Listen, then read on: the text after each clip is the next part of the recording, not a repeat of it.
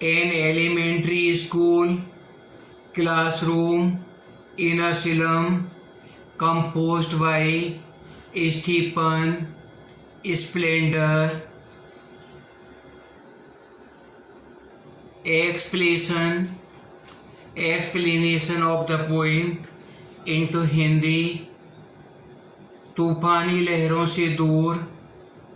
बहुत दूर इन बच्चों के चेहरे, मूलहीन जंगल पौधे की तरह, उनके पीले पड़े चेहरों पर बिखरे हुए बाल, बोझ से सिर बुझाए लंबी लड़की, चूहों जैसी आंखों वाली कागजी लड़का, सूखा अभागा उत्तराधिकारी, टेढ़ी हड्डियों का एक पिता की गठिया की बीमारी को सुनाता, अपनी डेस्क से अपना पाठ, धुड़दी कक्षा के पीछे एक अनदेखा मधुर युवा, उसकी आँखें सपनों में रहती हैं। गिलहरी के खेत में, पेड़ के कमरे में, यह नहीं कोई अन्य, चूने की सफ़ेद दीवारें, परदान, शेक्सपियर का शेर, उषा काल में साफ सभ्य मीनार, सारे नगरों से ऊंची, घाटियों और फूलों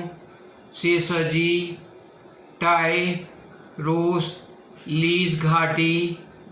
बड़े बड़े मानचित्र, संसार अपने संसार की प्रतीक्षा में, और फिर भी इनके लिए, बच्चों के लिए यह खिड़कियां ही संसार हैं। यह संसार नहीं जहां उनका सारा भविष्य धुंध से रंगा है। भूरे आकाश में बंद एक सरकरी गली, नदियों, खाड़ियों और शब्दों के सितारों से दूर, शेक्सपियर वाकई दुष्ट है, और यह मानचित्र एक बुरा उदाहरण, जहाँ के जहाज और सूर्य और प्यार उन्हें चोरी करने को उकसाते हैं, उन जीवनों को जो कुल बुलाते हुए अपने बड़ों में करवट बदलते, धुंध से लेकर अनंत रात्रि तक कूड़े के ढेर पर बैठे ये बच्चे, जो लोहे के चश्मे और ऐसे कपड़े पहनते हैं जिनसे हड्डियां झांकती हैं, आँखों पर लगे पुराने शीशे जैसे पत्थर पर लगे कांच के टुकड़े, धुंध भरी बस्ती निगल जाती है। इनका सारा समय और सारा स्थान अतः उन मानचित्रों पर मृत्यु जैसी बड़ी गंदी बस्ती को चिपका दो। अधिकारी, अध्यापक, इंस्पेक्टर, आगंतुक, अगर ये मानचित्र उनकी खिड़की नहीं बनेगा, और ये खिड़कियाँ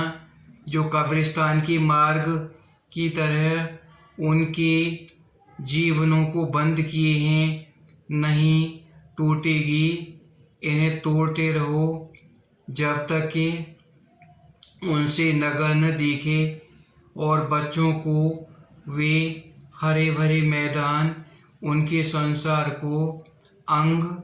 बनते न दिखें, जिनमें सुनहरी रेत और नीला आकाश हो, और उनकी नंगी जवानों और दौड़ने दो किताबों के ऊपर सफ़ेद और हरे पन्ने खुले रहें, इतिहास उनका होता है जिनकी भाषा धूप है।